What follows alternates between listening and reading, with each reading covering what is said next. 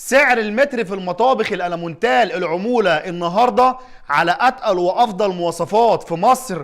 في تغييرات في الأسعار هنتكلم عنها إن شاء الله. بنتكلم في الألمونيا المحملة، وزن العود بيكون 2 كيلو 300 جرام، ما بنتكلمش عنها الخفيفة. الوش الخارجي للمطبخ بيكون كلادنج أو يو في على حسب ما العميل بيختار. الفايبر الداخلي للمطبخ بيكون فايبر سعودي أو فايبر أردني، وده أفضل فايبر موجود في مصر. بنتكلم عن الباكم المحمل، بنتكلم عن المفصلات السوفت كلوز، بنتكلم عن مجر ادراج محمله ضمان 10 سنين.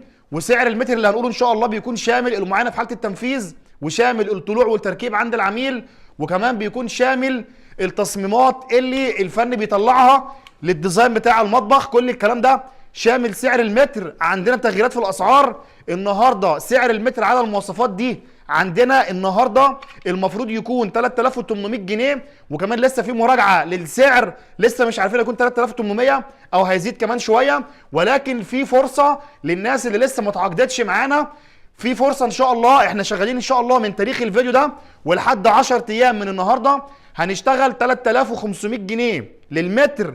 طبعا الكلام ده يا جماعه متاح لمده 10 ايام من النهارده فقط. بعد كده السعر هيكون 3800 جنيه على المواصفات اللي اتكلمنا عنها وذكرناها ان شاء الله.